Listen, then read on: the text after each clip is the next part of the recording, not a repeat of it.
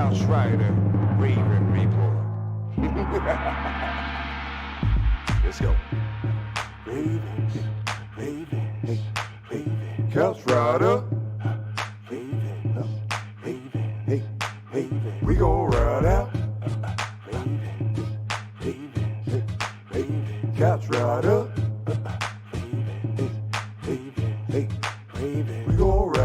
For some of you Twitter gangsters, this is just a hobby, original sports perspective. You can't stop me. Couch Rider Report, it's reflective. Please respect it. You will get checked, and your knowledge will be tested. I ain't the coldest Raven, but this is my show. Shout out to the Barry White of rap for the beat, though.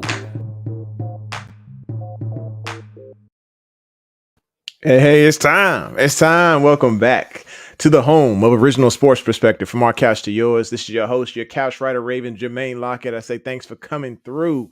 Thanks for putting a pause on the Twitter feeds and going to war for Ravens flock. And, of course, I know there's a lot of people frustrated right now. But if you got the time, please hit the subscribe, hit that like button, and smack that bell so you know when it's going down. Because we don't know when we posting around here. It could be random.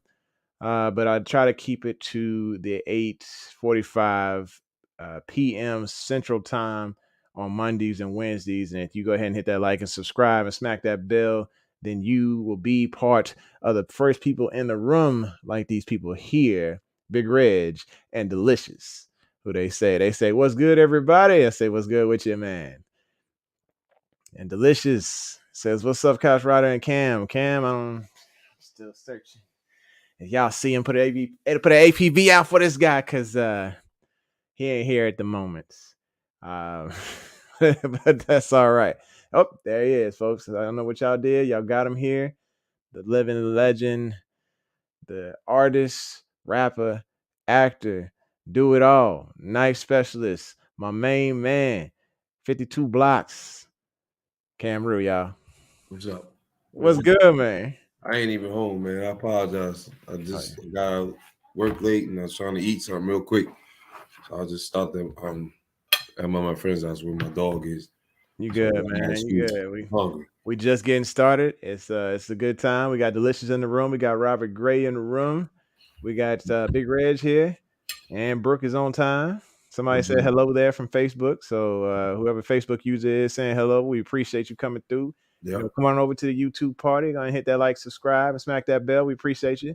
Lisa is here, man. I ain't seen Lisa in a minute. She said, hey, Jermaine, if not giving LJ his money isn't doing him dirty, I don't know what is. We're going to get into it.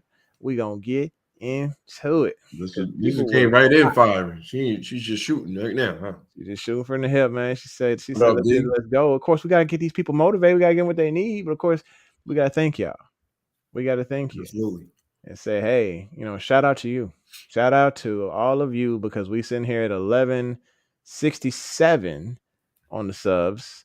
So, we got 7 more. If we can find some, like I say, y'all can just go peeping around, see if anybody wants to subscribe and smack the bell so they know when it's going down. Be part of this Couch Rider Raven Nation. That'd be great. Next is our motivational moment. So for today's motivational moment, let me go ahead and pull this up for you right quick. This motivational moment says, failure will never overtake me if my determination to succeed is strong enough. Means basically, if you want it bad enough, you're not going to let that failure bother you. You're not going to let that failure keep you down long. There are going to be times when you do feel that failure. You're going to feel like you're at the point of failure, like you're at the end of your rope. And at that point in time, you're going to need to tie a knot in that rope to keep hanging on. Because there's going to be success along the way as long as you keep hanging on. And I'm a living testimony of that, because I received some amazing news that I cannot share with you until 14 March. But Cameron knows what I'm talking about. He saw a photo today, but I cannot share that amazing news with you until then. But it does have to do with my career, and I'm very excited in the direction that it's going in. And there was a lot of failure, but there was a lot of there was a lot of failure. There was a tough deployment. There was people that I just didn't necessarily vibe with, and I thought for sure it was going to cost me my career, but And lo and behold, here we are. We still standing. I held at the bottom of that rope. And I encourage you to look at these situations that the Ravens are going through and that what you're going through in this life. We're gonna continue on. Life's gonna continue to go on. You are going to continue to go on, and just hold on to the bottom of that rope because something good is coming if you keep swinging. That is your motivational moment. All right, let's see there. Let's pay some bills. What the comments is right here. We have Brooks saying, "I'm tired of Ravens fans." I mean, yeah. I mean, I've been told you about this. I said, look, we love our team, but sometimes our fellow fans, they go on tangents and they go down a rabbit hole. Next thing you know, it's a full-on racism battle, and I'm just like, what is happening here? Like, what this just had nothing to do with race, and then y'all just went on a rant. Yeah. They like, or they take one phrase from one over emotional YouTuber and go to town on it. Nepotism. I'm like, what is happening right now? Oh boy. Jokers is Thank hurt. you, Ricky. Fans are annoying. Yes, they do too. We tend to get annoying, and I can tell you, like last night I couldn't sleep. I was up on, and I don't know if it was about Lamar Jackson. I think it was other things too, but I was sitting here at 3 a.m. battling with somebody about why Lamar is not going to Detroit. It's just ridiculousness, right? All right. So Nathan Harster saying, proud of you guys. I appreciate you, man. We're trying to stay consistent. Brooks saying, I've been arguing with these people all day about Lamar. I'm having none of this slander. You sound like Lisa here. I can opt out of this fan base, but support the Ravens. You would. Oh my goodness, yes. Wow. It's like I never wanted to drop kick so many people in my life. There have been some really just dumb, ignorant comments, and the fact is, the second you disagree with them, they tell you you got your purple blinders on, your purple shades on. Even Red just said, "Hey, I've had my purple shades on." I'm like, just because I disagree and I have the backup, the proof to prove it, and actually may have stated it on this show beforehand, before these things even went down. People coming for my throat. They calling me purple people, the purple Rave, was it purple guard or purple? I don't know what the heck they call it. They basically splitting Ravens Nation in half, saying you either with, I'm gonna go ahead and say it, Black Ravens Nation, that is all about saying that such got dirty and EDC needs to be fired or whatever, this, that, and the other. And then you have the other side of Ravens Nation that is pretty much protecting the castle. And then of course there's us, who's like in between. We're trying to give a objective view and try to see both sides of the situation. But the second we disagree with any part of the details, we get stuck on one side or the other. It is a very difficult battle. Anyway, let's keep rolling. Nathan says, I'm tired of Lamar Jackson fans. It's not so much Raven fans. I'm true blue Ravens fan. I've had that back for no matter what. Brooks says, the dumbest. I agree with them. I'm a Lamar fan, and hate the Ravens. Okay. I am a Lamar stan. I say it proud. She said stan twice now. Okay, I'm with you, bro. I'm with you. I think. She's just standing with the Ravens. She's standing with Lamar. Okay. So she's standing with him. Let's get into it, man. Let's just go ahead and tell him. Talk to him. Yeah. All right. So just talk to him. So we in it, folks. We in the thick of it. We sitting here and you see that there is a lack of interest.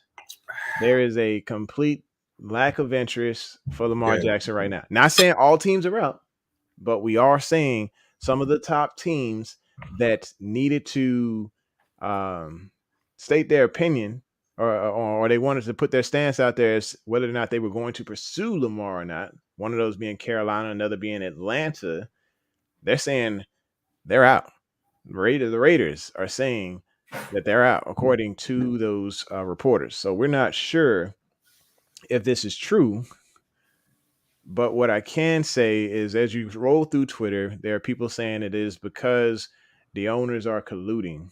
But there's a lot of factors that roll into this situation with Lamar Jackson and not being able to, I guess, date around right now. There's decent quarterbacks at the front of the board for the draft. I mean, if I'm Detroit right now and I got the number 6 and I got an extra first rounder after that because of, Jared Goff, coming over, and they got a good signal caller with the 65% completion rate, who's thrown over 4,000 yards, who's had 29 touchdowns last season, who has won last 8 of 10 games, and he's got the endorsement from the general manager already. I'm pretty sure that I'm sticking with Jared Goff and then using those 2 picks to build around this guy, because this organization can get better if they build around a quarterback that's already there versus hitting the reset button for a quarterback, and y'all about to hate this, who hasn't thrown over 3,500 yards in a season, who has only won one playoff game. I'm sorry I keep bringing these things up. Who hasn't been to a Super Bowl. Jared Goff's been to the Super Bowl. So it's kind of hard to see why Baltimore would want Detroit. It's gonna be why Lamar would go to Detroit, because Detroit already has a guy in place. Am I saying that Jared Goff is hands down better than Lamar Jackson? No, I'm not. But I am saying his history, his playoff experience, his resume reads a little better than Lamar's right now, especially when it comes to his contract. Plus, Jared Goff is going to be arguably like almost almost $30 million cheaper on the cap than Lamar. So a resume altogether that's a little bit better than Lamar's, even though the athleticism, the freakish talent of Lamar is better, and the ability to save the Lions $30 million on the cap. That's a pretty solid deal right there, to where you don't want to be in the Lamar Jackson sweepstakes. All right, so I saw a lot of comments popping up. Oh, Cam is back. What's your comments on that, man? I was running back and forth. I heard you saying something about Jared Goff and Lamar. Yeah, so I was just basically saying how they're out on Lamar because of the fact that they have a decent signal caller there, he's got a decent resume to hit the reset button for that entire organization and waste one of the picks, waste one of the picks, having to give it up to the Ravens because they ended up trying to get in the sweepstakes for Lamar, having to cut Jared Goff in order to save 20 million on the cap to go after Lamar, taking a $10 million cap, dead cap hit with the drop of Jared Goff, when Jared Goff has already got the endorsement of the GM already saying, hey, this is our guy because he won 8 of 10 games. That's kind of where I was getting at there. What do you think? I don't. Were they even involved? I don't think any of them were involved. I mean, we're not going. I'm not going. I wouldn't think. Let me just make it plain and simple. Look, I listened to Kim from ESPN this morning, and she was talking about when she went there to the combine, and she said basically this is the biggest thing. It has nothing to do with his talent. I mean, okay, he got injured a couple of times.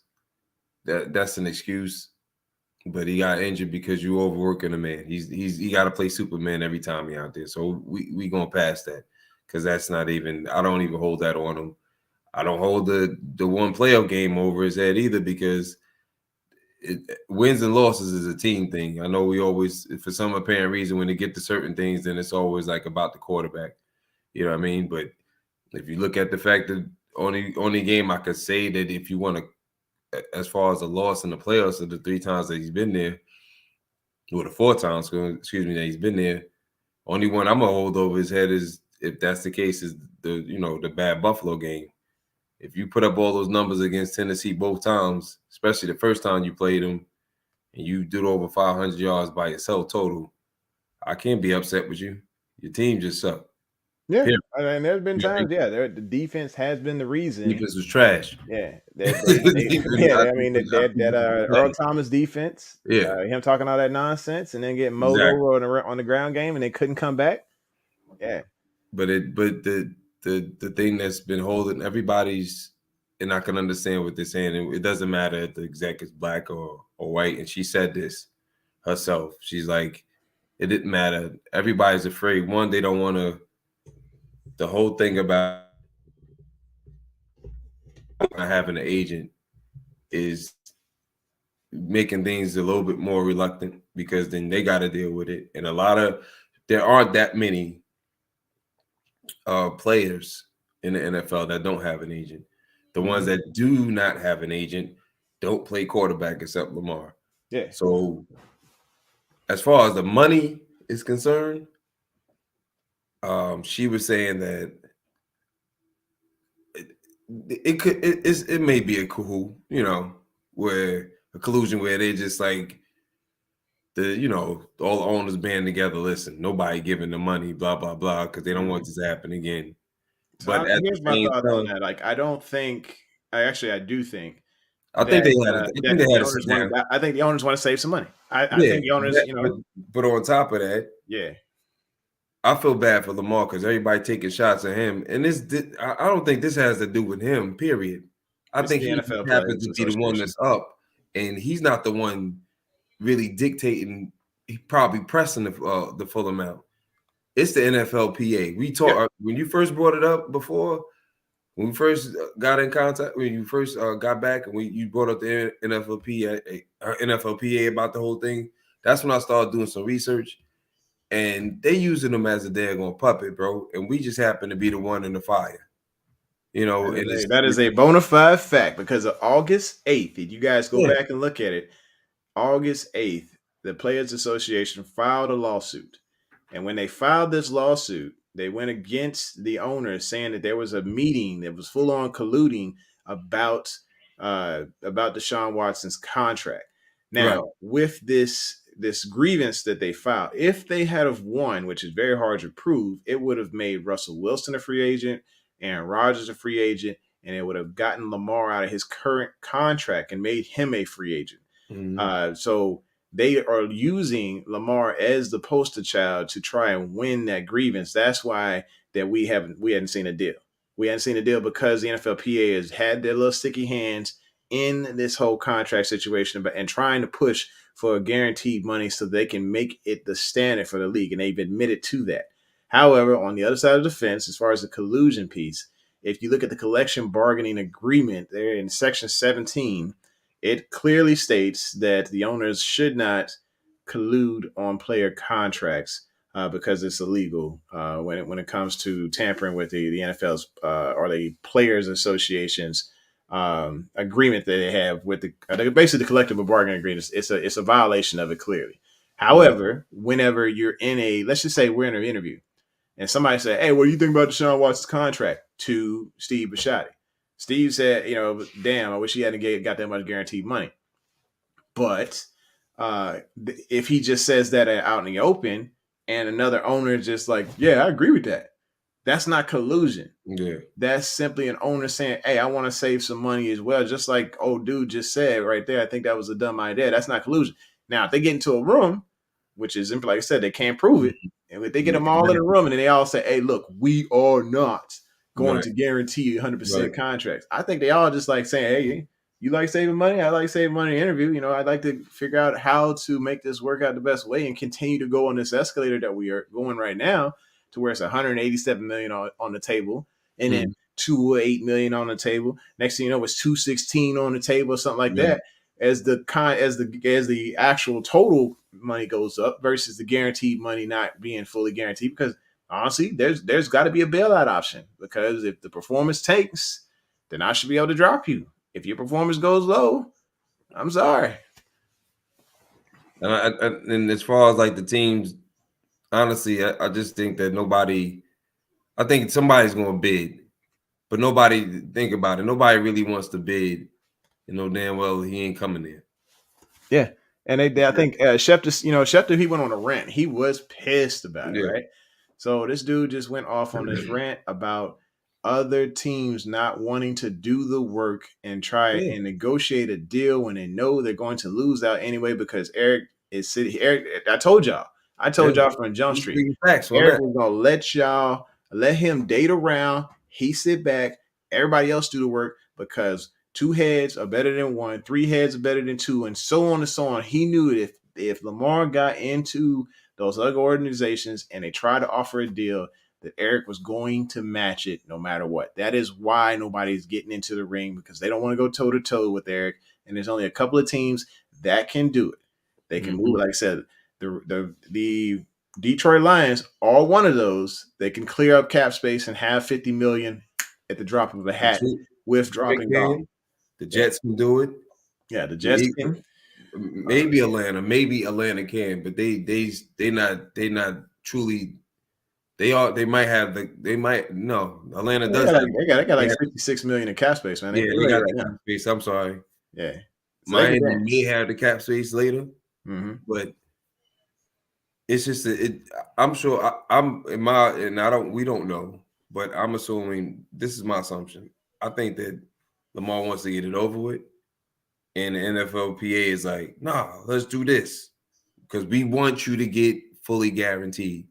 We want, and if that happens, if that's the case, if he did get it, then it's going to be it's going to be an ongoing tidal wave, which they don't want, right? Yep.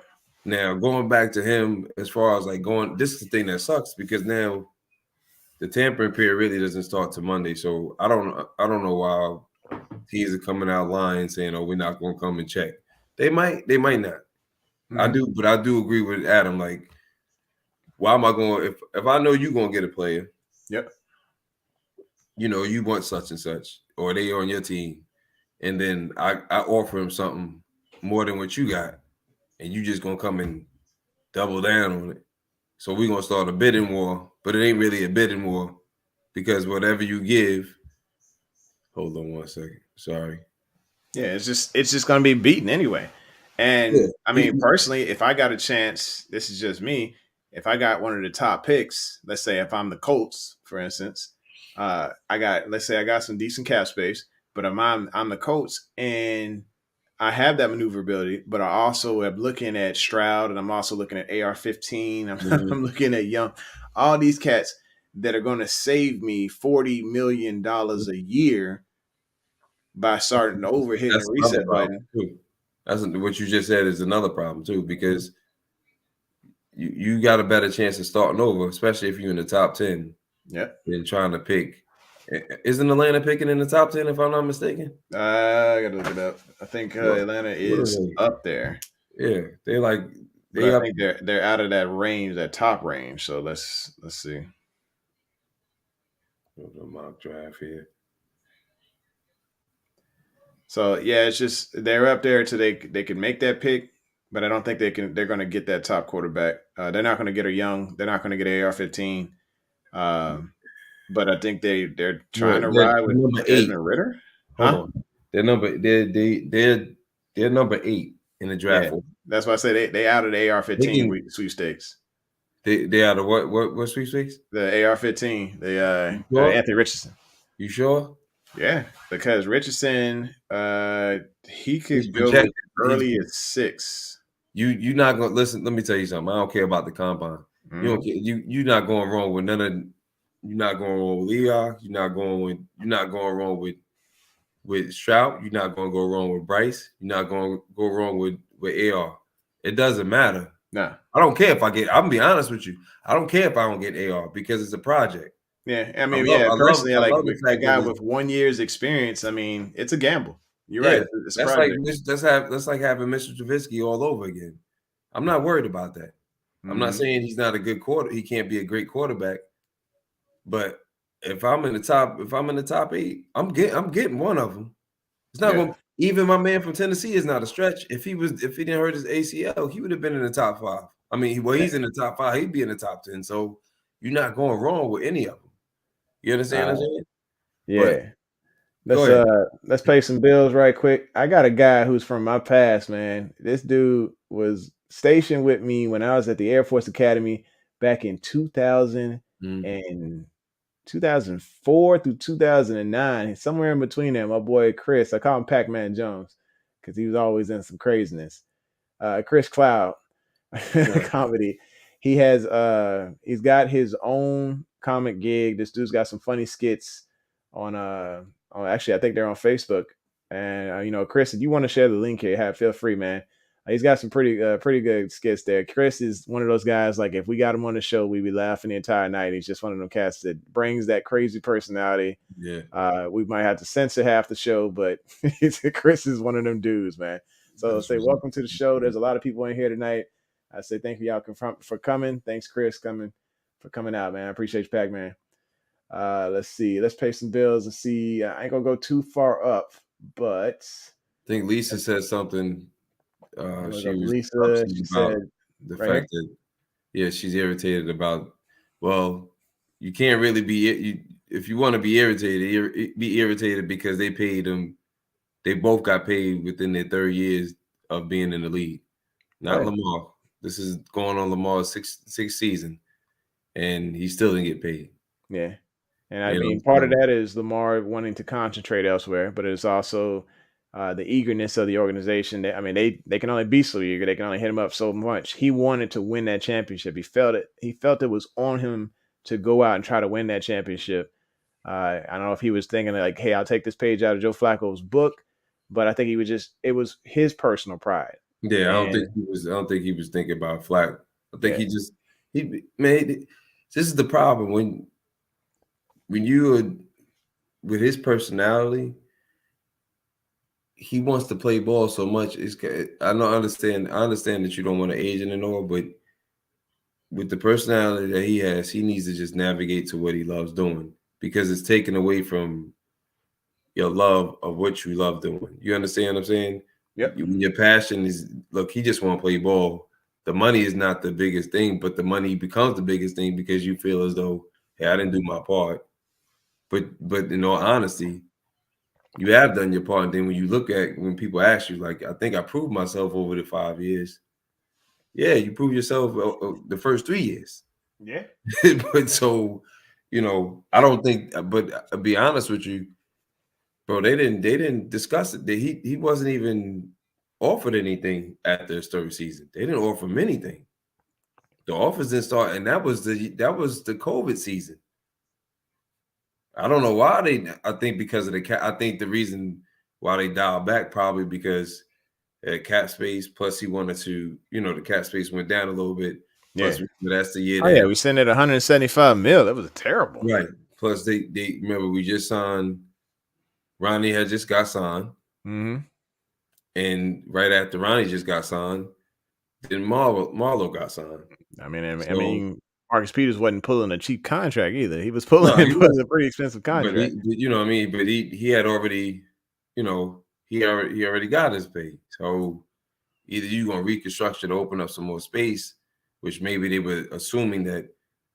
I'm just speculating because I still don't understand why you still offer something, that 3rd year. Yeah, You knew the cap space was going to go back up, because everybody thought he was going to get his deal by his 4th season. That yeah. came and went, They were just they were tight up against the cap, and I think we just didn't see how the cap maneuverability, how the rest of the league were doing it. And I'm not saying that EDC is inexperienced. I'm saying he's one of those responsible users of the cap who doesn't want to like go into the negative and try to figure his way out of it like other teams. And some people are better at that. And let's just be honest, the Ravens are not good when it comes to trying to get out of the negative. Right now, they sitting at a negative 21 mil because of Lamar's current contract, as far as if he signed the actual exclusive tag. I guess that the next question is he going to sign that exclusive tag to be able to talk to anyone on Monday? Because that's the only way that's going to happen. And so it's just like, all right, is he going to wait? Is he going to screw this organization? Remember, I talked about those different avenues that this could lead up to the nightmare scenario. So all of the avenues that I talked about, the non-exclusive, let Lamar fish for the offer sheet to match the offer. That was avenue number 3. That's still on the table. Avenues 1 and 2, as far as the exclusive tag, that's off the table. Signing Lamar to a large extension, fully guaranteed money. They could probably still do that right now. The negotiations could possibly still be going on through Monday. But honestly, it just gives Lamar more ammo to go to those other teams and talk with because he's got numbers that we've already given him that he can go to that table with. But if we give him another number within this time frame, he's got even more ammo to come back to other owners with. the problem that has been brought upon is the fact that it's him that's going to talk, and a lot of again, I don't think it's every team, but the teams that the general managers that she spoke to Yeah, said that it's just that they don't want to do it. They don't want to deal. They want to deal with the agent. They don't want to deal with the player. yeah. You know. And they like their picks. I mean, Yeah. they do like their picks, man. Yeah, I mean, well, everybody no, except Durant. that Durant's like shows you. they say screw them picks, but everybody Listen, else is like on it. if you doing it like Joe Douglas, who is from Baltimore, right? From the Baltimore organization. Okay. If you ran in and you use the money the proper way, like Joe Douglas, and you done built up this defense for the past 2.5, 3 years that you've been there, and you built up the offense, then I could see the swing for somebody else. Like that's why they trying to, they trying to cater to Aaron Rodgers. That's why I wouldn't be surprised if they take a swing at Lamar. But the thing is, two things. Everybody keeps saying, well, they can't. This part irritates me. Well, then they got to build the offense around Lamar. The Ravens didn't even really build the offense around Lamar. He ran a pro style offense in college. You build a running scheme around Lamar to using the RPO part, but you didn't build an offense around Lamar. I don't recall Lamar having 5 tight ends at Louisville and doing all those amazing things. Nah, he had giant wide receivers. I remember that. He had some speedsters like quick, but he also had big tall guys. Exactly. But you didn't steal and all. That's that's where the rubber meets the road. Like you gotta help him out. We didn't help him out per se in that aspect as far as a passing scheme. You know what I mean? I don't mind. Like I said, I definitely don't mind the fact that we drafted Mark Andrews or likely or Charlie Cole. I think we might have hit the jackpot on that far as that part is concerned, because you got triplets out there that could do block and catch the ball really good. But I do mind the fact that you have receivers that even D-Jax was on. He was on a podcast earlier with Ashley Moss and Brandon Marshall. He's like, not for nothing. He said they ain't get this man no help. Like I'm in it, there's no disrespect to anybody in that wide receiver room, but I'm older. And he said, there's no help here. We didn't. They didn't help him out. So it's the only team that didn't really try to do anything for him. You know what I mean? They didn't. We didn't. All the other young receivers, Mahomes, besides being the best player out there right now, you walked into a perfect situation because you had established players, established receivers, and especially like one of the best offensive play callers ever, and designers of an offense. Josh Allen couldn't hit a he couldn't hit nothing in the dark, bro. You know what I mean? Yeah. And he gets digs and everything starts to look you a get lot digs better. and everything starts to click because now he knows what he needs to do. Yeah. Same thing with the rest of them. The rest of the young quarterbacks, they all got receivers. Even if you want to let's talk about it. Let's talk about the rookies from last year. Desmond Ridder, they knew exactly what they were doing. Okay, he wasn't good enough to be a first round draft pick. He is good enough to start. He did do very well thus far him playing. Let's make sure we get Drake London. And he got Pitts there, Kyle Pitts. He got pieces already. Yeah. You see what I'm saying? Like, we didn't do that. I mean, Lamar got some pieces, I'm not saying he didn't get any pieces at all. Yeah. He got some pieces, but again, when you get pieces, don't matter. It doesn't matter. It's just like when Wink when Wink was everything with the defense. He didn't care about our edge rushers. Yeah. You gotta have them there, develop them so they can be used. We did not develop any of those receivers. I understand what D-Jax was saying. Like, there wasn't nobody in that room. Well, when he got there, it was definitely nobody in the room. Yeah. Bateman was hurt. You know what I mean? He was basically going to be that guy. Yeah, you only bringing 3 receivers out to the game. You got a point. Now, here's the thing: with five tight ends, like that's horrible. That's disgusting. Now, when it comes to like drafting the wide receivers, how ATL was able to have their approach versus how Baltimore would have their approach, how ATL is. Like they're sitting a lot higher on the draft board each year. Oh yeah, Baltimore's sitting a 100%. lot lower. We're sitting in those 100%. 20s, and so it takes some maneuverability to be able to get around. And of course, Baltimore usually chooses to move out of that pick or move Right. around a bit to collect more picks. And it's maneuver. It's their strategy. And sometimes it's not the best one, and it hasn't panned out when it comes to wide receivers. But this man is taking swings at wide receiver. No, and I'm not discrediting that. I'm saying the fact that there was no passing scheme built. Greg Roman, that was never his strength. We all knew that. Yep. You had to. The only time that we were able to bring in legit number one receivers, not via the draft through free agency, was when we had some form of a passing scheme here. That's when Steve Smith was here. We bought Anquan Bolden, and he was like 29 at the time, even though he wasn't in, he was going towards the twilight of his career. He still had enough on it. You know what I mean? You still gave Flacco something. You gave him a number one. I never expect a number one receiver to pan out. A number one receiver I'm sorry, I never expect the first round receiver to be a number one offhand, because unless you even Julio Jones that was in the top 10 had another receiver, had Roddy White there that was already a veteran receiver. You always have somebody there that showing you some form of the ropes. I don't care if they're there for 1 year or 2 years. You understand what I'm saying? Yeah, just need some type of mentorship. Exactly. So let's talk about this comment here that Robert Gray says. So he says, but we blame Lamar for everything. Now, like, Lamar ain't perfect. We know that, right?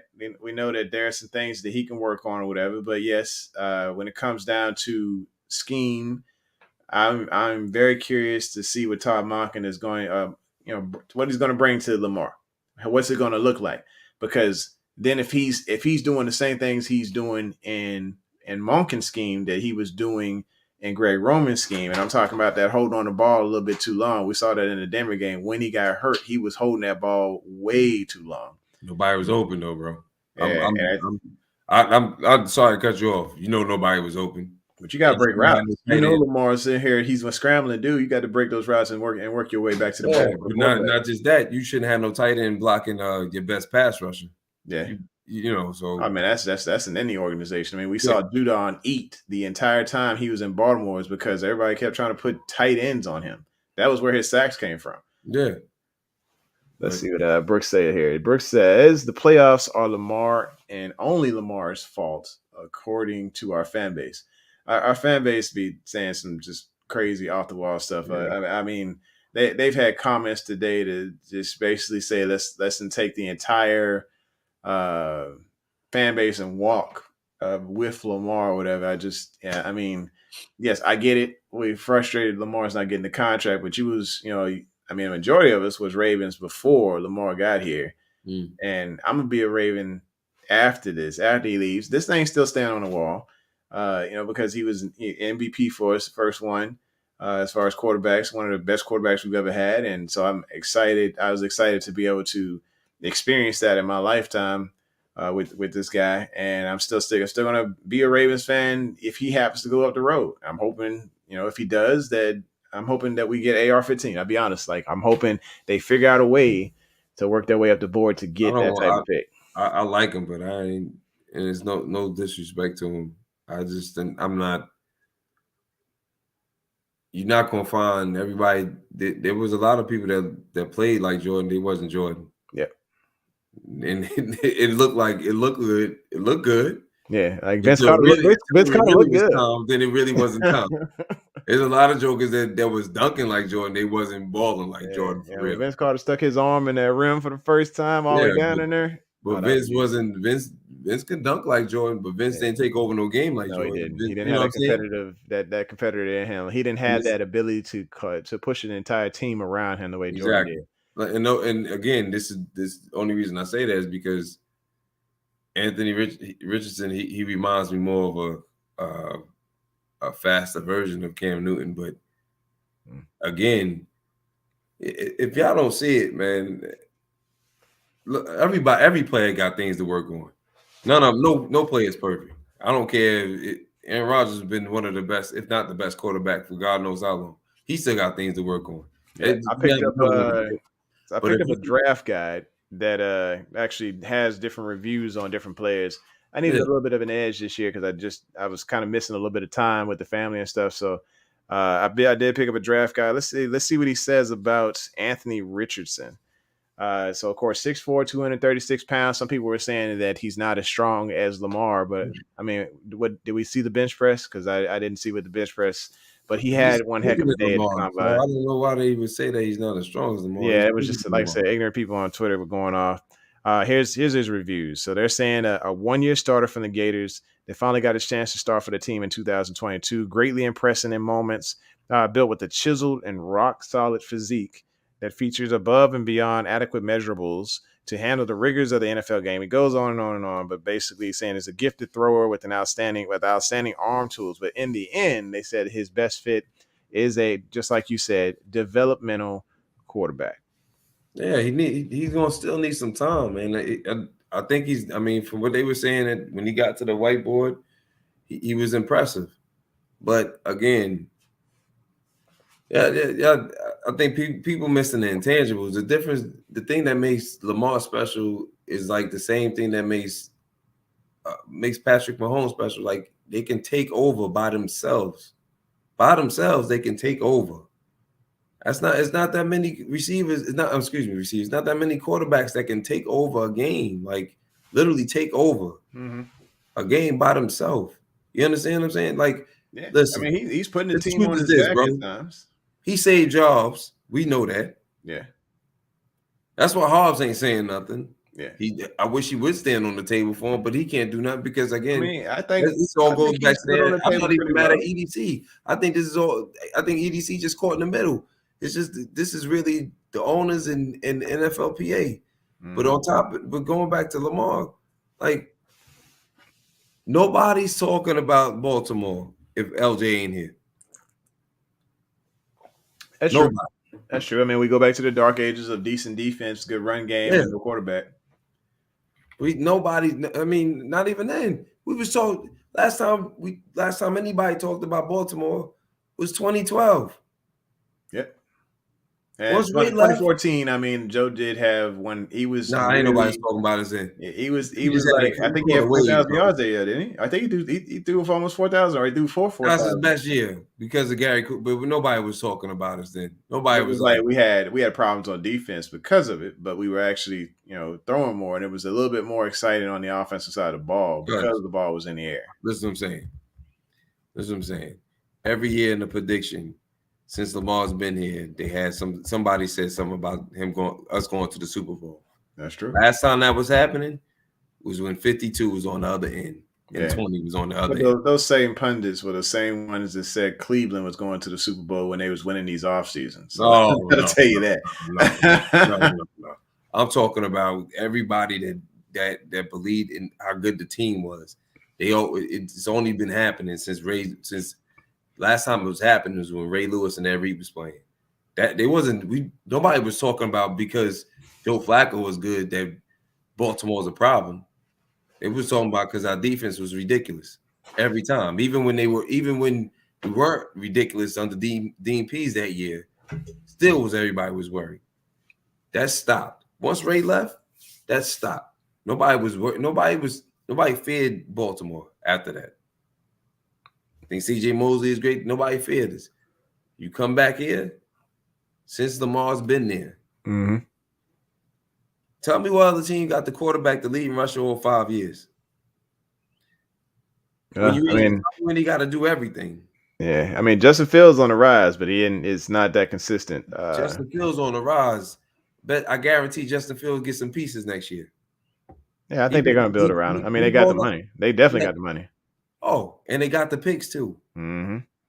That's not going to happen. Like nobody, they didn't help him. They didn't help him. Even when Ray even coming out saying, "Look, the man got to play Superman every time." Yeah, I mean, he definitely had to put the team on his back a good bit because the scheme wasn't fitting right as far as pass game. Wide receivers weren't getting open. The talent just wasn't there. Greg Roman had most of those routes designed. I mean, we were looking at all 22. it was all for the benefit of the tight end and not necessarily for the wide receivers. And I think that was a major issue. Lisa is saying, what's up with Huntley? If LJ leaves, like where are we at with Huntley? Well, now that Carr has signed with New Orleans, I think that definitely still leaves an opportunity for Huntley to come back. Because right now, this dude is a restricted free agent, which we'll basically have to put a tender on that guy. I So think it's anybody just getting no tenders right now, bro. yeah. So Snoop Everything is. going. You think you just not gonna extend a tender at all? I don't know. I don't think. Look, what's ain't even getting. Queen ain't even getting the 5th-year option right now. Yeah, I mean, but that's. I thought that was going to happen simply because we already paid one middle linebacker. We don't Yeah, need I to pay mean, a but will. even if we paid him, I was figuring like, okay, well, if you want to really make the run, just keep him there for one more year.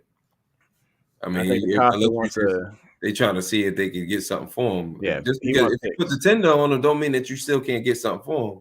Yeah, You could put the 5th-year tender on him and still see if you get something for him, but you ain't put the tender on him.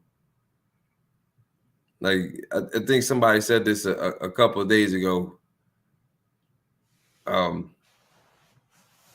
Name somebody other than Lamar who's the most important person on this team, most important player on this team that you can afford to lose and you be okay.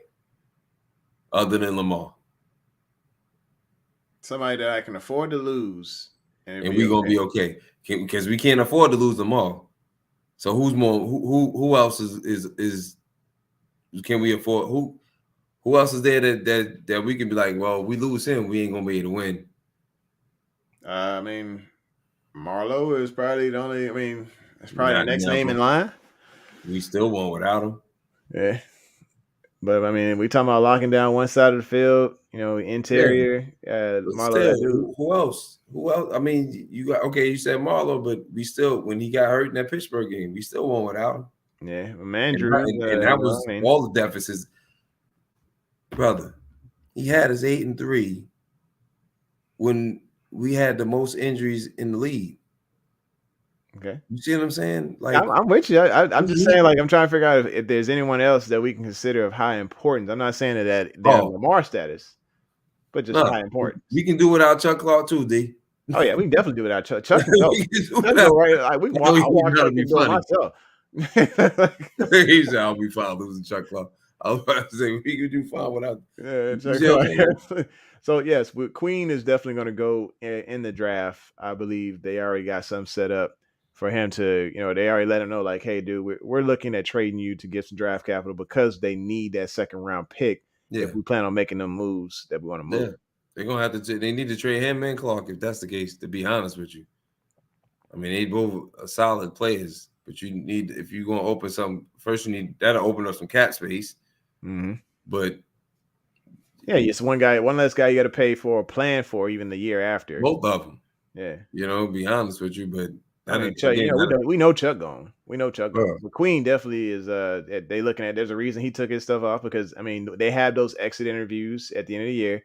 Mm-hmm. And I'm pretty sure that Costa said, you're not in our future plans. You know what? Yeah. The only reason you excel is because of the fact that you have Roquan sitting next to you that allows you to, that enables, it unlocks you. But by yourself, you are not that consistent guy and you're missing tackles in open field. We looking at trading you while your value's high. I think he would be better, honestly, suited in a 4-3 type scheme opposed to 3-4, where you don't have to actually worry about taking on blocks as much. Yeah. 4-3 scheme, he could just hit gaps, no problem. But it's more space he's got to cover though too. He can cover the space. He got the speed to cover the space. It's just the open field tackling is this man's problem. He's constantly. Well, we ain't worried about that. He ain't gonna be here. He ain't gonna be here. Yeah, he gone. All right. So before we go, because like I said, we try and keep it to an hour. We got 10 minutes left. I wanted to talk about these new coaches. So there's 3 new coaches. I know every time we saw something of somebody agreeing to terms, we were hoping LJ's name was on it, but it was not. It was guys like Greg Lewis, Chuck Smith, and Dennard Wilson.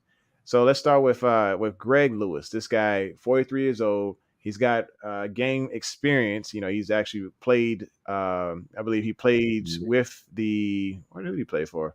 He played 8 seasons with Philly, New England, and Minnesota. And if you remember back when Brett Favre was in the league, there was this amazing amazing throw and amazing catch for the Minnesota Vikings where Brett rolled out to the right, broke a tackle, and then just launched it toward the end zone. This nice bomb. It was a beautiful toe touch. That was Greg Lewis on the other end of that was on the other end of that San catch. Francisco. They played San Francisco. Yeah. Yep, I remember that. Yep. So it was just a memorable moment. I think that was like the highlight of his career. But after that, it's kind of that was it. It was a 35-yard catch. And anyway, so he was a former Chiefs running back coach from 2021 to 22, and then a wide receivers coach from 2017 to 2020. So I wanted to go take a look at, hey, what were the stats? What did he do during that time frame? Because he was a wide receivers coach from 2003 to 2010, so he has that portfolio there. Can I tell you? Huh? Can I tell you what he did? What he did? Get 2 chips. Yeah, he got 2 chips. But he also got receivers above 1,100, 1,400. It's all Tyreek, but it's 1,100, 1,400, 1,276.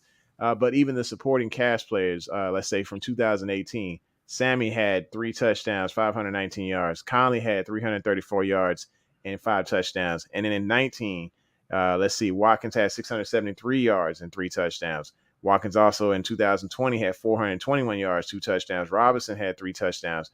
The supporting cast is there, and just being able to spread that ball around, of course, like a good quarterback can do. And I'm not saying Lamar's a bad quarterback. I'm just saying that when you have a good scheme, when you have supporting cast players, when you have a good wide receivers coach that's teaching them the proper routes and how to get in and out of those breaks, making sure they're able to create that buffer and then also close that space when needed in order to get past them to stack on top of those wide receivers or so those corners, you can make some things happen. And this guy might be able to teach that proper technique. I hope him and Keith are going to be working together. I don't think Keith is gone. I saw him and Bruce Irvin at the combine, and they were coaching up the receivers and the quarterbacks. Bruce was with the quarterbacks. They were doing the drill, and every time they were doing certain routes, Keith was right there, and they both had the Ravens in, their Ravens paraphernalia on. So I'm assuming that they're still on the coaching squad. Yeah, he's just trying to find a different position for him. Yeah. I mean, with both of them working with Tyreek back in the when they were with the Chiefs, so I think that's important. And like I said, during those time frames, this guy had the 3rd most yards per reception, which was 14 in the league in 2017 to 2020. Then he had the 5th most receptions, the 5th most yards after the catch during that time frame as well, and the 4th most reception TDs, 83 TDs in that time frame from 2017 to 2020. This is a decent resume. This is a good coach that we're getting here. This is not nepotism or any other crap that these other fake little Raven fans running on Twitter, busting shots off, riding around. This is a good study, a good pickup, and I think that Baltimore's picking good coaches here. And the next one, quality coaches, man. They're all quality, and they got one. They got NFL experience. If you look at most of the coaches that they brought in for the past couple of years, from T. Martin, Keith Williams, he had some receivers experience in the league. So all of them at least played. They touched the field. Sometimes it don't work out as the athlete, but sometimes it works out better for you as the coach. Yep. So, So the next guy, this next guy is nicknamed Dr. Rush. Let me tell you some of the guys. Atlanta. Well, go ahead. Let me tell you some of the guys he's worked with, man. So he's worked with Max Crosby, Chandler Jones, Cam Jordan, Calais Campbell, Justin Houston, Cam Hayward, and Von Miller. This guy's name is Chuck Smith. And he's a former defensive end, and he's still right now 3rd on the all-time sack leader list for an ATL. A full-on beast. And he developed a training program that's used by the college and the pros right now. Yep. This was a solid pickup. Now I was like, dude, I want to see this coaching resume. But apparently he's just all about the training and the technique. Like, we are getting gold right now. We're picking up guys like Keith Williams, who doesn't have necessarily the coaching resume, but they have the quality training resume. we are going to see the benefits of this season. One for the wide receivers. I'm hoping for this year for some of these pass rushers. I'm hoping that, actually, I'll ask you the question: can he unlock Owe, Oweh? I Yeah, think he can. I think Owe started to come and he started to show flashes like towards the end of the season last year. Like I know everybody wants the numbers. I want the numbers too, but both games against Cincinnati, the regular season game and the playoff game, especially in the playoff game, he showed up. yeah, I forgot who we played before that, but he showed up in that game too, and in the he was up for it in the Pittsburgh game. He was moving, so it seems like I'm gonna tell you what else unlocked it. You get an opportunity to play by your brother like that. That'll get you charged up anyway. You know what I mean, as far as mentally. But yeah, I think he can. I think he'll help Owe because he's still, he is a bit raw, but he's getting better. Like, he he has to be able to put that speed together. David has a jump on Owe in the fact that one, he started playing ball before Owe did. Two, he already had the linebacker coach that was there for the Ravens that went on. I guess he's going on to be a DC, right? I think so. Yeah. Yeah, he was the one that worked with a Jabo in at Michigan. You know what I'm saying? So that gave him more time. That helped him out even more. Yeah. So yeah, I mean you can they'll both be good. I see. I really honestly I think the plan is I'm praying this happens that we wind up keeping both of them for a very long time. Yeah, I'm thinking like I'm hoping that they get the opportunity to be the bookends that we imagined them being Yeah, last offseason. I mean, yeah, don't get me wrong, I loved Houston and what he brought to the table. I mean, that dude was sick with it, and I'm hoping yeah, that they bring him back. But if for some reason there's like greener pastures that mhm, Houston wants to go chase, yeah. I am confident these guys are going to do well this year. But see, even this is and I appreciate the fact that he came out and said that. He said, I'm saying Justin Houston. He said, I know people want to they get on Ori for not getting the sacks. He said, but sometimes the stunts that we're running ought to open up things for me. And I got to credit him, and I got to credit sometimes Calais for the stunts that they are running to open up. And it's usually the younger guys running the stunt because the older guys know how to finish. And the thing You know is, what I'm saying? Baltimore has always been about unselfish defensive play. Yep. It's all about the collective, not necessarily the singular. Mm-hmm. And the agents are like pissed, but that's the only people that's pissed off about it. When those Yeah. guys get into that organization and they see the team work, the team concept, the team wins, the top defense in the league, or one of the tops majority of the time, they don't have a problem being unselfish. Mm-hmm. All right, so the next guy still on defense, Dennard Wilson. This is a defensive back coach, 12 years experience. He had stints in Philly from 2020 to 2022. He was a mentor to the number one pass defense as far as, he had two corners there that helped. They were the only two tandem in the NFL that held quarterbacks, or excuse me, they had 14 pass defenses each or that season, and they had 3 picks each in 2022. So they're the only ones in the league that did that had at least 3 picks and had at least 14 passes defense. So pretty beast combo there. Mm-hmm. And I think it's a good coach sitting. Granted, the star power is definitely there with Slay and Bradbury, but I mean, you got to look at it. There's some coaching in the midst of that too. There's some fine tuning, and there was some tutelage and there's some learning for that coach in that position. So I think as much as they coach, they learn a great deal too from these stars, and that's going to help Baltimore in the future too. Yeah, yeah. So now we follow with the coaches. I think that's it. That's the only. I don't think we have to. I don't think anybody else that needs to be put on the staff. Yeah, that we got to fill the role for as far as coaches are concerned. I think they got a full staff. I mean, I'm sure again the old guy that was I forgot the guy's name that was the running back coach. He's still up there. I mean, honestly, I wouldn't mind seeing the 3D QB guy who was working with Lamar in the offseason. I wouldn't mind seeing him come over as a specialist or something.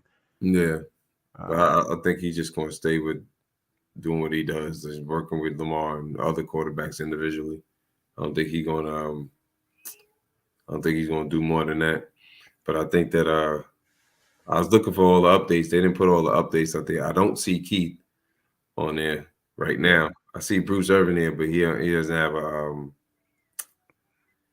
because they don't have a passing game specialist. So I think they're just trying to work out all the titles and whatnot as Oh far yeah, as and I think that there's going to be room in. I think that's what Harbaugh said. He was like he was looking for a position, or he's trying to find the right position for Keith.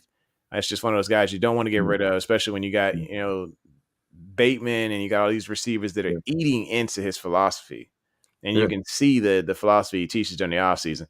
Does it puts a risk and puts a big strain on the hamstrings, but there's benefits from it. I mean, we've seen it with both Devontae Adams, and we've seen that with Tyreek Hill. So if you look at those situations there, it could be fruitful. So I want to give this guy a test. Where are my gurus in the room who want to hear about a certain college player? It doesn't matter what position. Apparently, this book is really cool. I was looking at it earlier and checking out some of the positions. Anybody you want to hear about and see a quick review on? I've been doing the PFF simulator, and I was going to bring this to your attention. Yeah. Every time I just wanted to run through it just to see who would fall. And I always try to okay, we trade back a little bit, but stay in the first round. And I always wound up either trading with the furthest back I win is the first one I showed you with the Chiefs. Other than that, it's been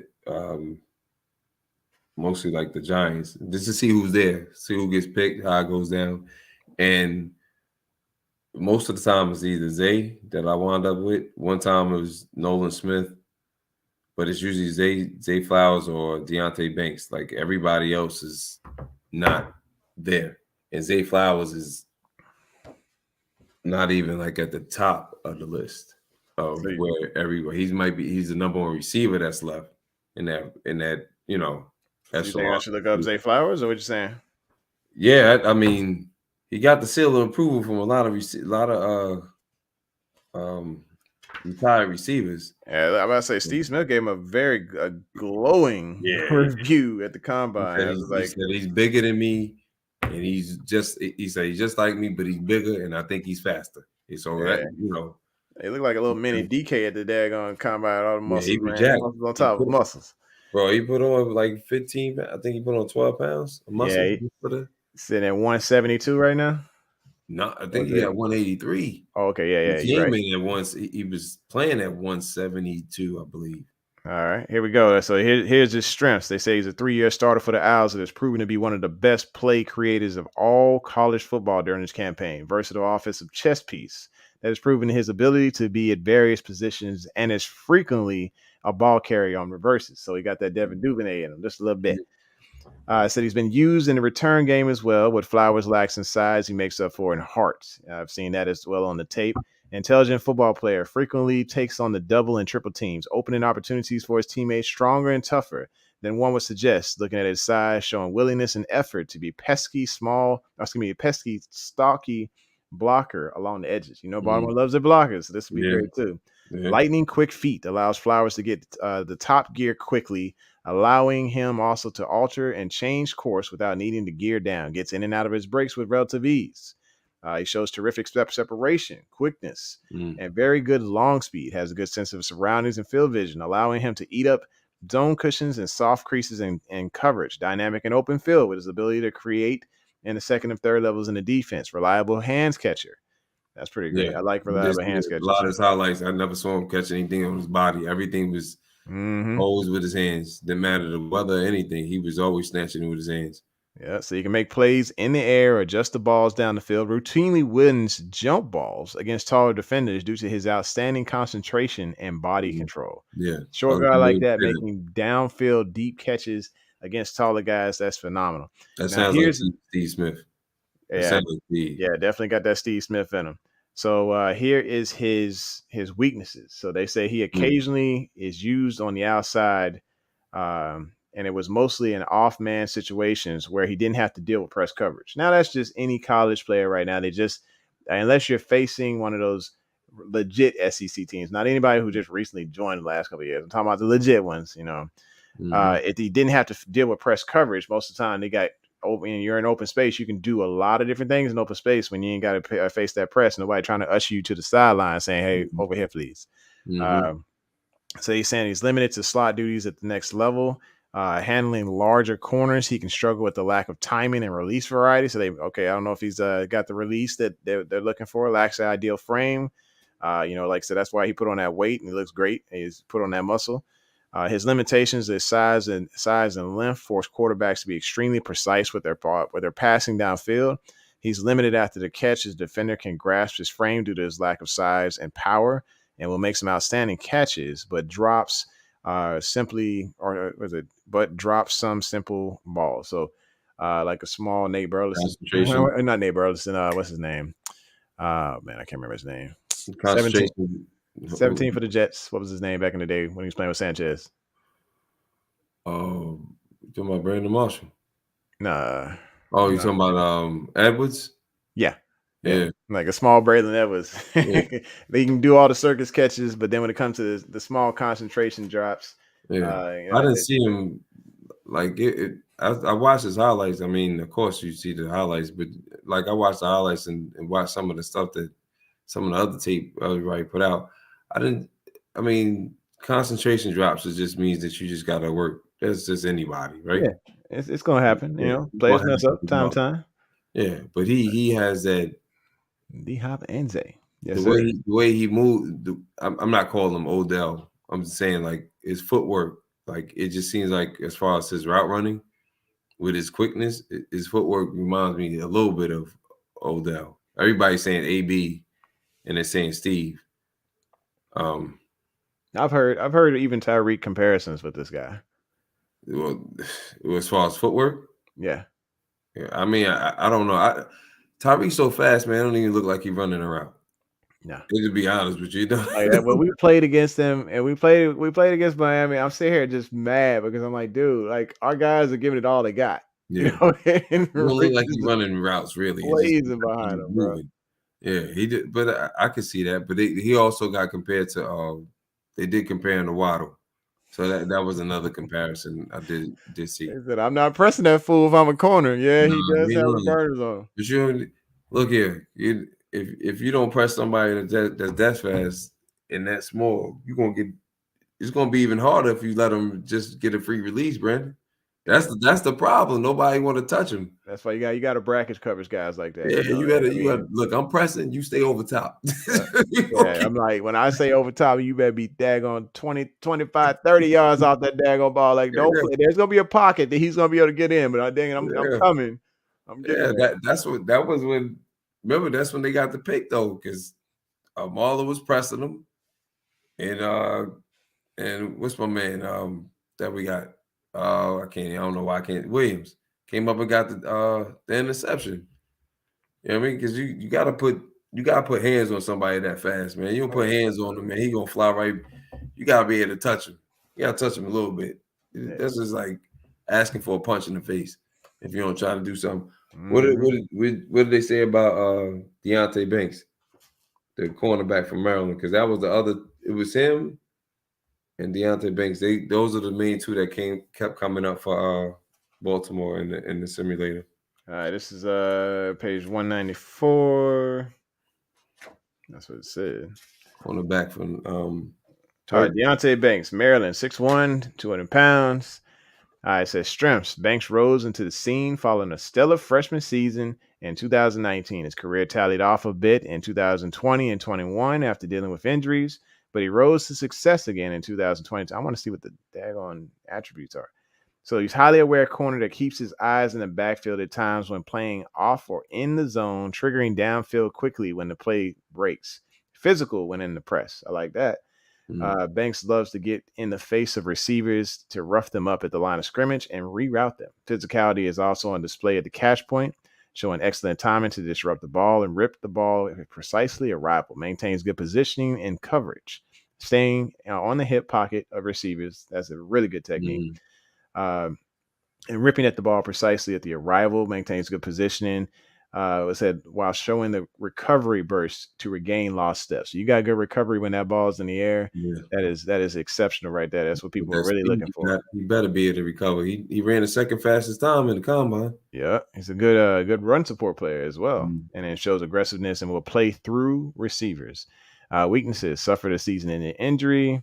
Only played in 2 games in 2021. Has only one full season underneath his belt in college. He gets his hands on a lot of balls, but doesn't finish enough with interceptions.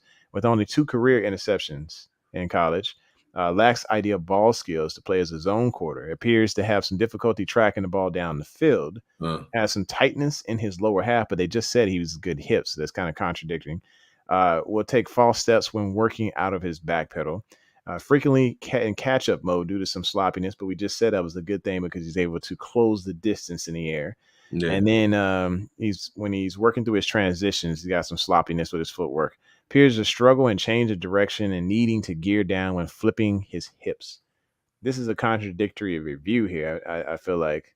Yeah, Uh, they saying one thing, but then they looking for something. Like it's like they looking. You scratching the sniff to find out. Say what he's doing wrong. yeah. He's doing this right, but he's doing it wrong. But he's doing this right, but Mm, only I read one review on him. They just said that he needs to work on his eyes as far as like in zone coverage. yeah. I don't think they played.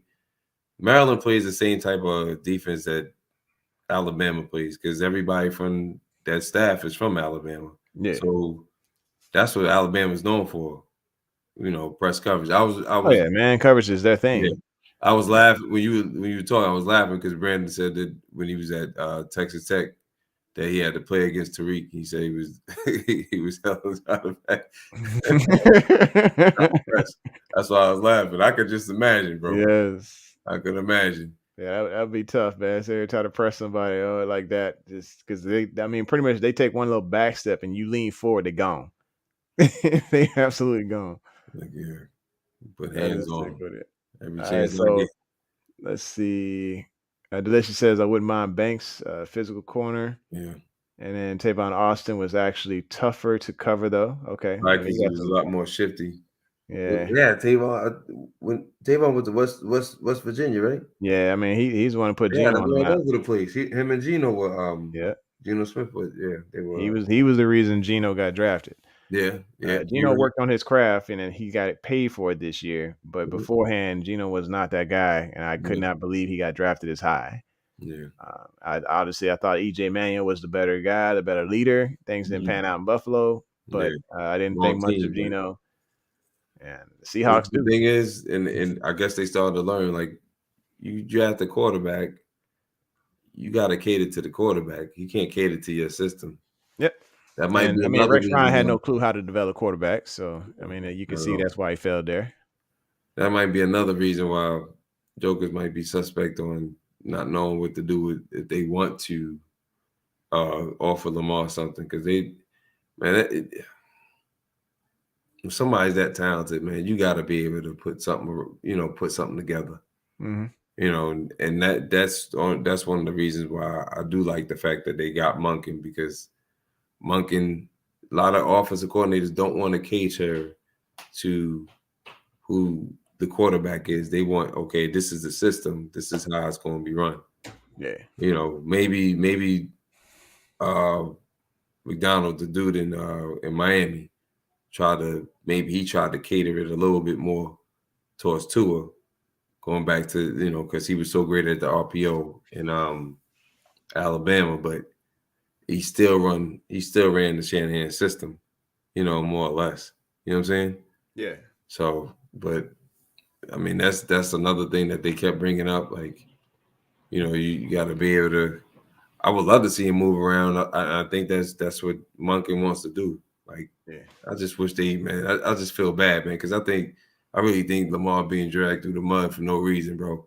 And I'm not Oh even yeah. talking about the fans. I'm talking about forget the fans because everybody gonna have their Oh reasons. yeah. They Everybody gonna like go he off, want and it's this. like He they. wanted all this money. I'm just saying, Mhm. as far as like just on the business side, like the PA and NFLPA, they using them as a dang on pawn, bro. And it's like, okay, the back of my head, if I'm him, I'm like, are y'all doing me a solid? Or y'all doing yourself a solid? They're You doing ain't doing me a themselves a solid, favor. but they're ripping the reputation, not the reputation. They're ripping the relationship Yeah, between the Baltimore that's what I'm saying. Ravens and him apart. That's what I'm saying. Are y'all doing me a solid? You doing a favor for me? You doing me a solid? Or you doing a favor for yourself? Because at the end of the day, it just makes them look right. It don't make Lamar look right. No, You not know at what I'm all. saying? So, And it's and just a it, losing situation because right now, here's the deal.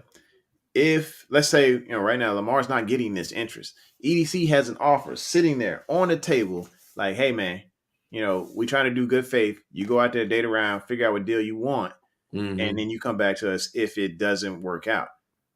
Who's to say if Lamar doesn't get an offer sheet on the table? And I'm hoping that Eric DeCosta don't do this because he said good faith. He said yeah, he's going to leave it there. right. If they could drop the money because he could be like, yo, you went out there and you didn't get nothing.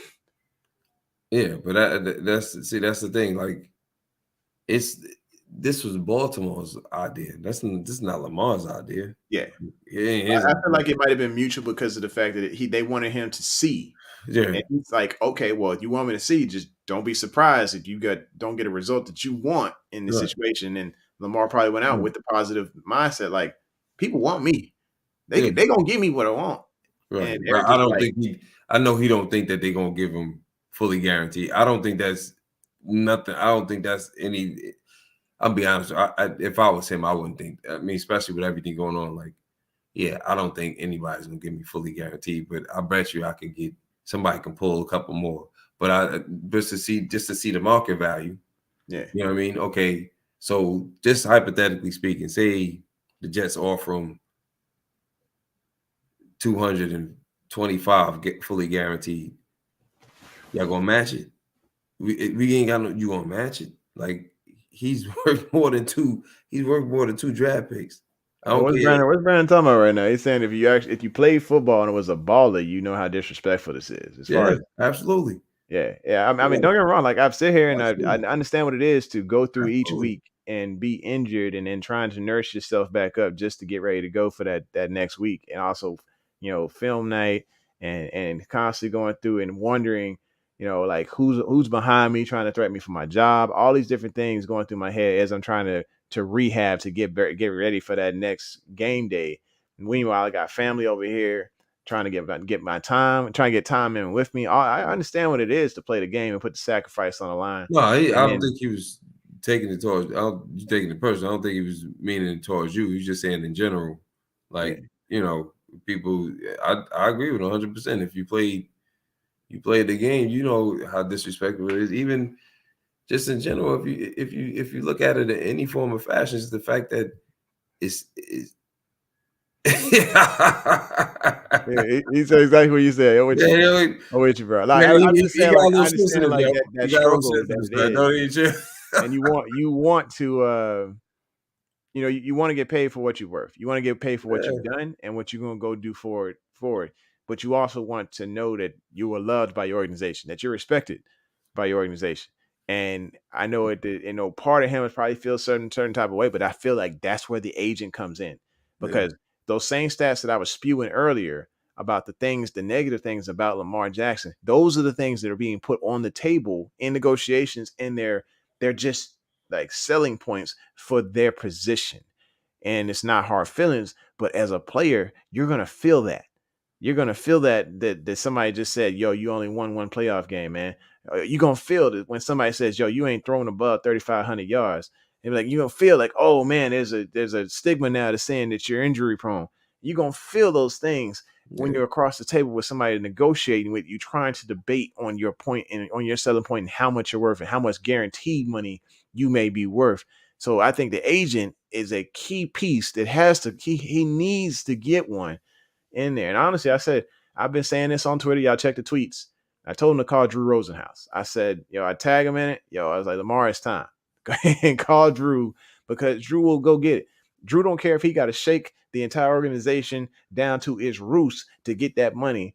He will destroy an entire cap to go get that money. If honestly, if he had an agent, the NFLPA would not have done this to him, man. I don't think they helped him at all. Like, that dude took this told. I can't think of the guy's name. The better than NBA. But he took this and ran. Like he's like, oh, we gonna get him as full. Our goal is to get him fully guaranteed. Oh, you talking about Smith? Yeah, he took this and ran, and he's you know, you shaking down a player, man. Like you doing more. You know what it's like, y'all. I'm gonna tell you what it's like. It's like two parents, and Lamar's the child, and they having a divorce, and the child is going to say a private school, and he's trying to. You got to pay for school, and one parent is saying, "Oh yeah, I'm gonna do this," and they don't do it. The other parent is getting upset with that parent, and the other parents and one parent's like, "Well, I'm not going to help out because of XYZ." At the end of the day, it's hurting the child. It's not hurting the parents that don't coincide. You understand what I'm saying? Yeah. Like it's like two damn parents here, and he's stuck in the middle, and it's like, well, I want him to do this, and he need to do this. Well, we can only do this. Why are we going to take it to this level? Like the NFLPA would have had a better chance of being successful with this if they'd have went there with the little spoiled brat, Kyler Murray. But that's part of the the NFLPA is part of the reason why Jokers scrubbed, like them and the agents telling them scrub your Instagram, scrub your social media. We as spectators think that it's the player. It can't be just the player, because think about it. Everybody doing it. Now, what I do blame on the player is when they start tweeting and wording stuff that they need to stop. Like, that's the player. But if everybody had the same, well, if he scrubbed, I'm gonna do the same thing. Mm-hmm. No, I don't think everybody's smart enough to think that way. Or it's a technique. They would have their own technique. The Players Association. You know what I'm saying? So that's what I'm saying. Like, well, scrub it and we're gonna do it this way. Scrub it and we're gonna do it this way. That's coming from other voices, not even their own voice. You understand what I'm saying? Absolutely. Like that's what I'm saying. Like, as far as that's concerned. But going back, I think Adit got a good point here. He just he said it is the non-exclusive tag party used to divide Lamar from Maurice Smith. He or Mama Jackson is going to have words with him if Lamar gets no fully guaranteed deal or any deal about 230.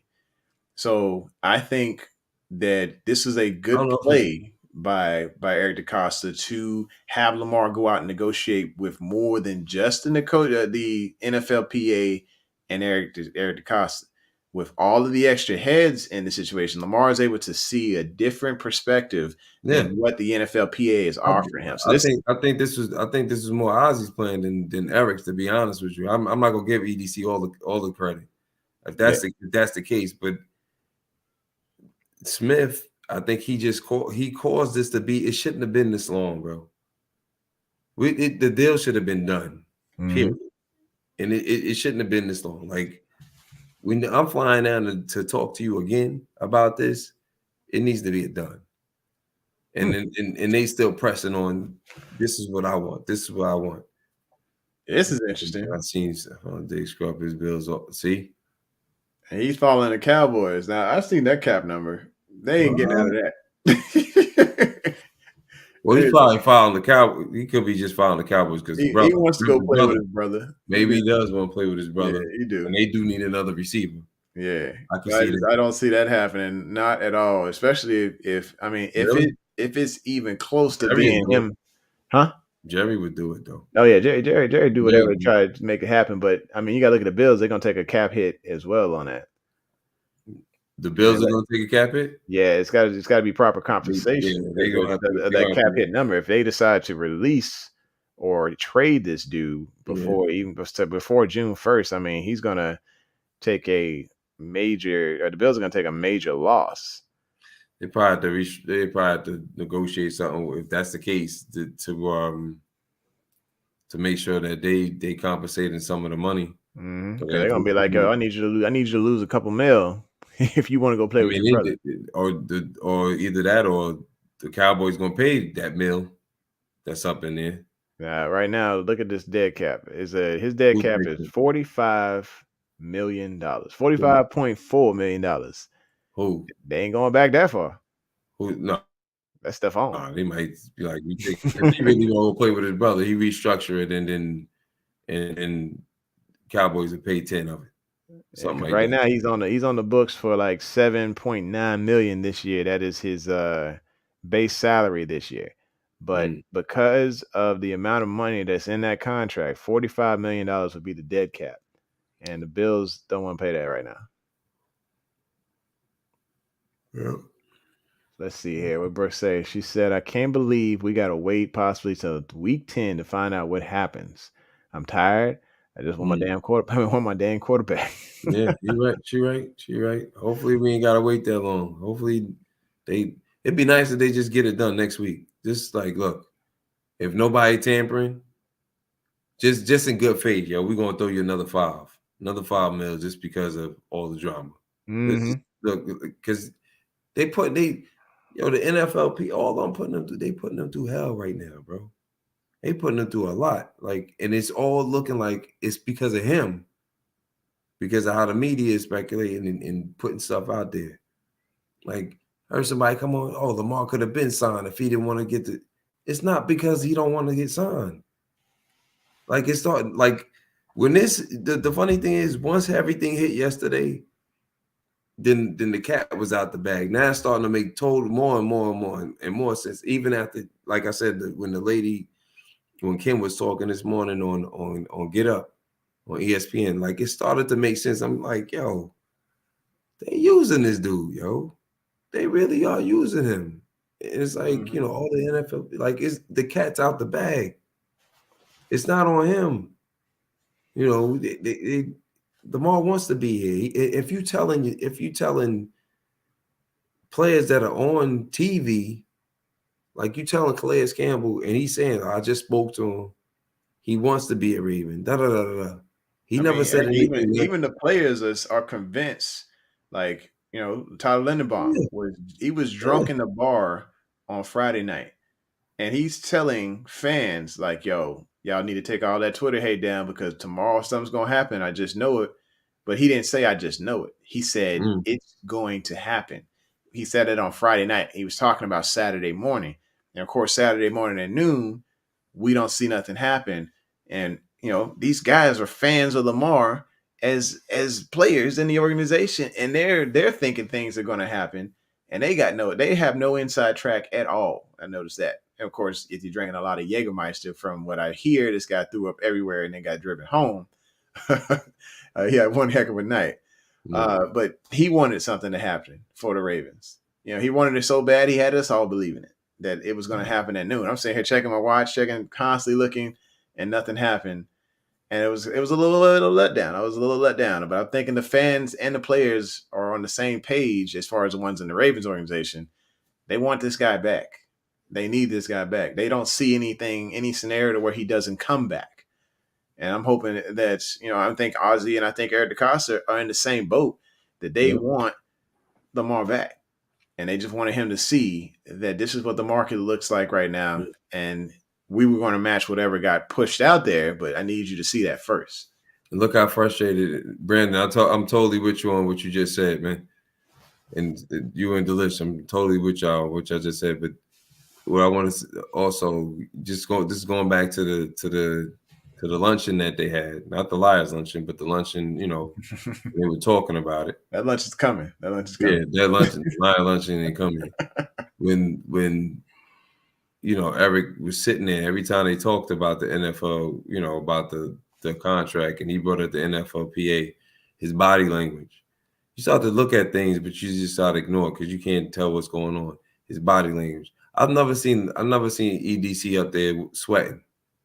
So that's you either sweating for one or two reasons. You either nervous or you upset in this particular situation because he wasn't doing nothing active. You understand what I'm saying?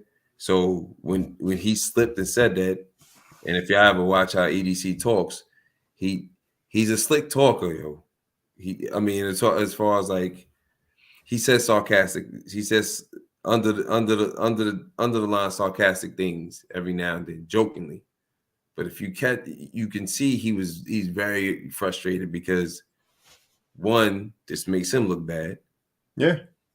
Two, you don't know what's the next move, and then that's why he's saying like, oh well, it takes two to tango as far as what's going on.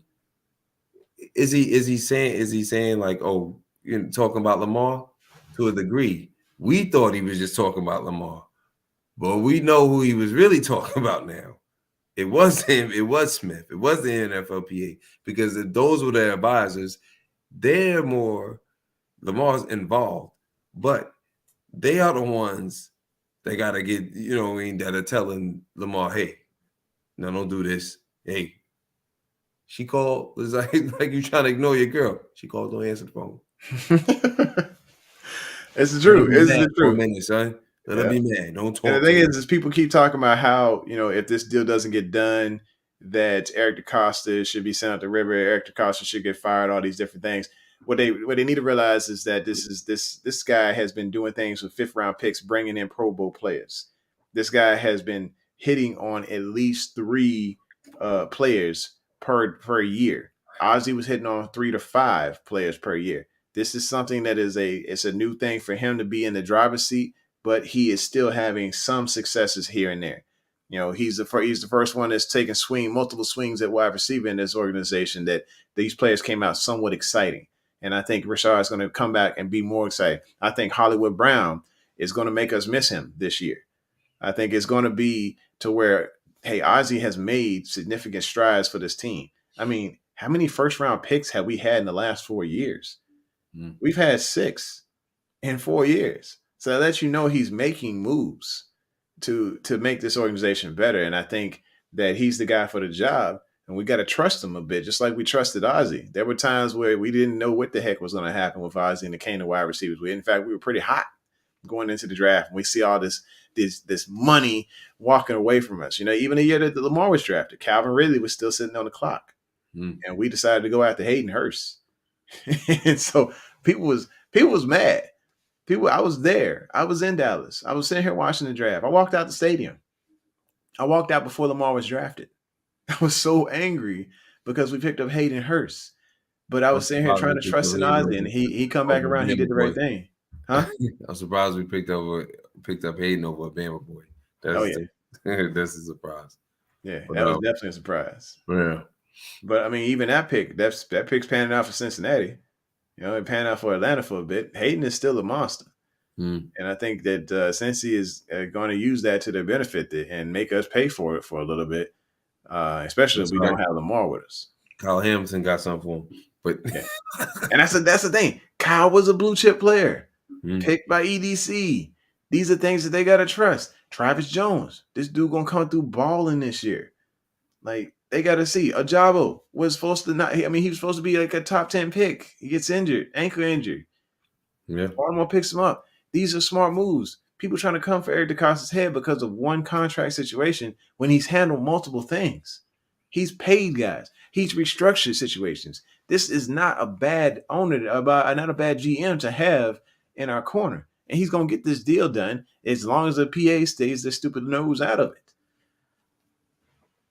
I just hope everything's salvageable, bro, and it ain't kill his spirit, kill Lamar's spirit, because you could see it in his body language last year, man. It was eating on him.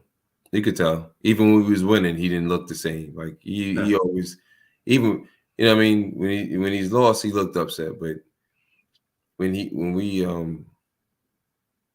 just in general, like even during like the interviews, like his body language is different, bro. It was just it was eating at him, man. And he's I don't know. It would eat at anybody if you can. You just want to get something done, and you trying to give your all to a place, and he's done that. He has given his all, man. I can't say he hasn't. He's the best quarterback we've ever had. That's one. Number two, nobody else is. Just passion-wise, I've never seen any quarterback that we've ever had that wanted to go ahead and take the time out to do the stuff that he's done with the receivers. Like, hey, let's get together during the offseason. Yeah. Flacco didn't do that. The thing was, he's going to visit them. He went to Cali. He went to Cali for Rashad. Yeah, he went to Arizona because that was where they all wanted to go hang out, between him, Mark, and Hollywood. Yeah, Flacco wasn't doing that. He was making babies. Yep. Yeah, he was getting his Phillip Rivers on. Well, Getting let his me get Phillip out of here, Rivers bro. I on. gotta go. I gotta get going. Like I said, the off season. Hey, honey, you already know what's up. Yeah. Netflix and chill, baby. Yeah. Oh boy, let's see. Anya says Hayden wanted out of Baltimore once Andrews took off, so I don't know why he hates us. He requested the trade. I don't think he hates us. I honestly don't think he hates us because one, we helped look out for him in a situation when it came to suicide awareness, and then immediately after that, he asked for that trade, and Baltimore made it happen. So I think he's got no ill will towards us. He wants to be a competitor. I think Yeah. there's nothing wrong with that. Yeah. He just wants to compete. Yeah. And Who so else? he makes Who angry doesn't play? plays. Who doesn't play as angry? Yeah. You can name any team plays as angry, Brooke. Because we go out there, it's bully ball, man. We Yeah, play it's just tough. what you do, you know. I Play mean, of course, everybody some of tough. those guys, Everybody always say when they play Baltimore, yo, they saw. So the week so after, everybody in the ice funny to tub, say. and they nursing Yeah. injury report a mile long that next week after Yeah, they play the Ravens. when they play Baltimore or Pittsburgh, it's always they saw the next day. So Yeah, that's because just I mean, our time of possession is through the roof, you know, or at least it was, and they're going to be working on that. Things going to be higher tempo for our offense, but it was ground and pound. yeah. And What's the when defense? you got an offensive They're lineman taking them to smacking you around play after play, you know, taking up to 37 minutes time of possession per game, you got some things to think about as a D line when you get that ice tub. Yeah, man. I gotta get up out of here, brother. Yeah. We We sitting at we sitting in an hour and 36. Brooke, yeah. what you doing with your life? I gotta go. I What gotta you say? So get anywho, up early. yeah, we appreciate y'all coming through. Make sure you hit the like on this if you Brooke hadn't hit can't the hit the like bell. already. And Brooke make was sure you hit supposed to that. hit the bell out about 30 minutes ago. You ain't hit the bell, Brooke. Yeah, she's supposed to keep us to an hour, but you know, she just keep letting us go. She's enjoying herself, so it's okay. You know? So but we had a good time today. Make sure y'all hit that like button, hit that subscribe, and smack that bell if you haven't already, so you know when it's going down.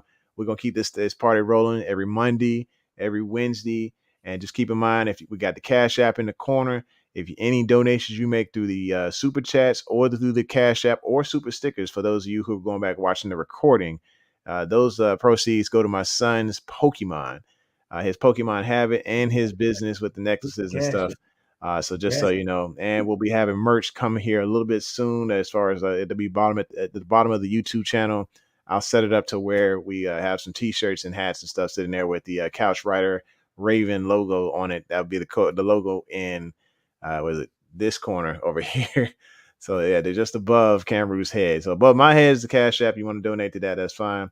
But if you donate the other way, or do you happen to look in the left-hand corner, that's our new logo. Anyway, this is the home of original sports perspective. From our couch to yours. Thanks for tuning in. It's your couch writer Raven. It's my main man Cam Rue. You know, find him on Instagram. And hey, I wanted to know something. Hey, when is that movie 52 Blocks coming out, man?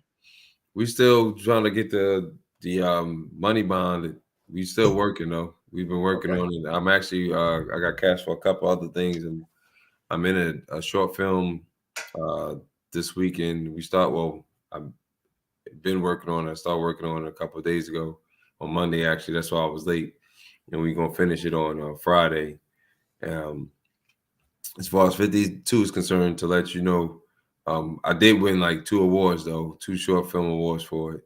So I that opened up some doors for it. So we're just trying to get the funding together and actually finish it and see where else it's gonna go. But while that's happening, I'm just moving and shaking, brother, and trying to put it together. I stay in front of stay in contact with the writer so we can if he needs my input as far as any more of the characters or whatever. Yeah. But just been grinding. Yo, y'all better follow me on Instagram, yo. Yeah, follow him on Instagram, yo.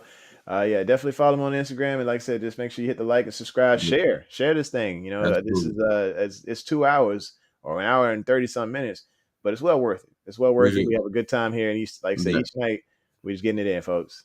But we gotta get together, man, because I gotta figure out a day that I can do the interview with you for chopping it up with Camru. Yeah, let me know. I'll try to make myself available. Yes, sir. All right. Thanks for tuning in to the home of original sports perspective. From our couch to yours. This is your couch rider Raven and Cam Rue signing out saying, Brooke, come with the alarm next time, yo. Brooke, stop messing up with the alarm. Fade to black. See ya. Introducing the Couch Rider Raven Report. Let's go. Ravens, Ravens, Ravens. Couch Rider. Ravens, Ravens, Ravens. We gon' ride out. Ravens, Ravens, Ravens. Couch Rider.